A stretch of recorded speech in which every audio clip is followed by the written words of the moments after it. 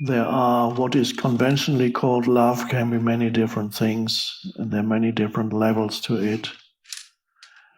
Some people call it love when they fall in love with someone, which is a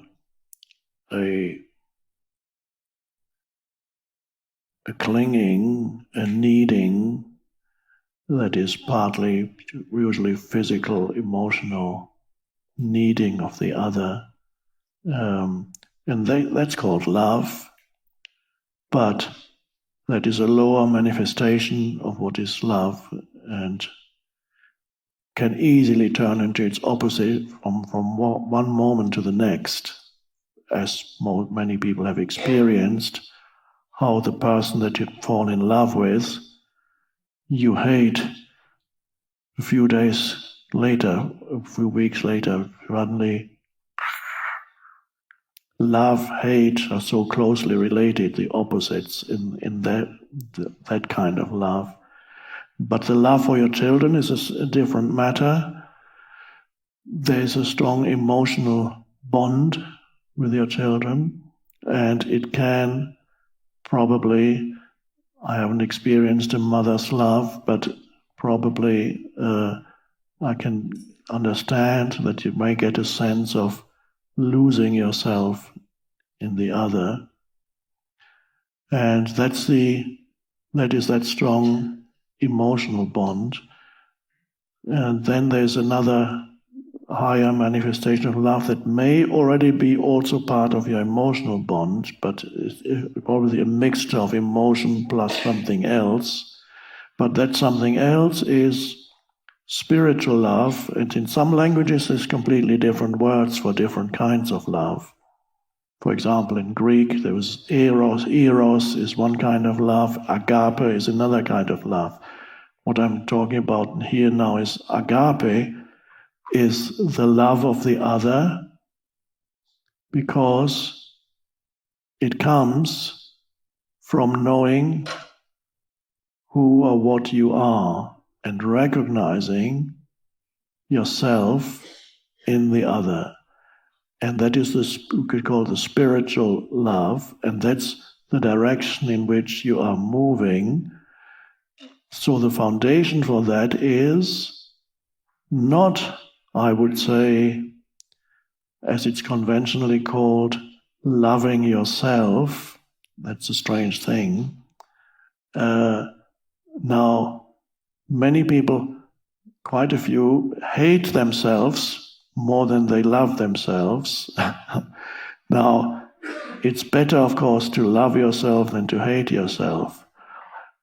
It's something that people who practice positive thinking and want to shift negative mind patterns may put notices up throughout their house with little messages to themselves, which might say, I completely accept and love myself. Well, I'm sure that's better than I completely hate myself, much better. But there's still a duality there, and it's a very strange thing. Who is loving whom? I love myself. Who are you, and who is that self that you love? People who say, I love myself, don't think about it, what that really means, and there's a little bit of a duality there. I love myself. So there must be two of me. There's the I that does the loving, and there's the myself that's being loved. Strange, really weird. And then, as you begin to awaken spiritually, awaken to the presence, then what gradually comes to an end is having a relationship with yourself. Until that happens, people have a relationship with themselves, which is sometimes even manifests as dialogues they have in their head. One part of you talks to another part of you. You are talking to yourself. Now, you really should make an effort to do better. I know you can do better. And the other part of it is, well, I've done my best, but what else can I do than do my best? Then no, that wasn't your best. You should have done remember the voice of your mother, and then you hear the voice of your mother in the background. You should be doing better. Why do you mess up your whole life? You're just like your dad. That was my mum when I gave up my academic career. Oh, that's your dad in there. You have a relationship with yourself. Very strange. It's kind of split that happens. And that's a part of a normal state of consciousness. Everybody, unless they are awakened, or at least awakening, in which case that begins to recede. But everybody else, they have a relationship with themselves, which is maybe sometimes good, sometimes bad, uneasy. They are proud of themselves, and then they're ashamed, and then they call themselves a loser, or somebody else calls them a loser, and they believe it, or all kinds of weird things, narratives, and so on. And as you awaken spiritually, what gradually comes to an end is having a relationship with yourself. So what is that replaced with?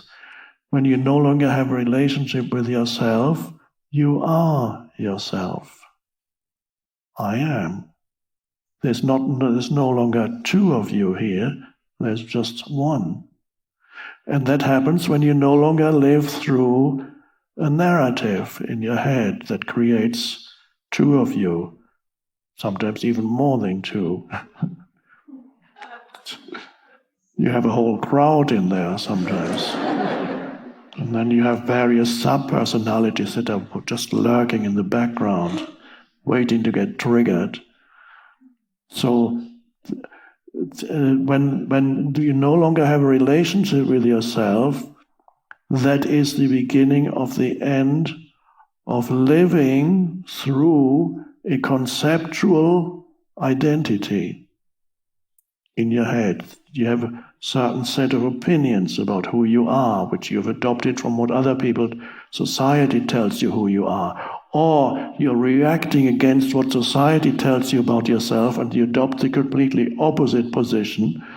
For example, society might tell you that you haven't achieved anything, but you believe that you haven't done anything because the world is not worthy of you.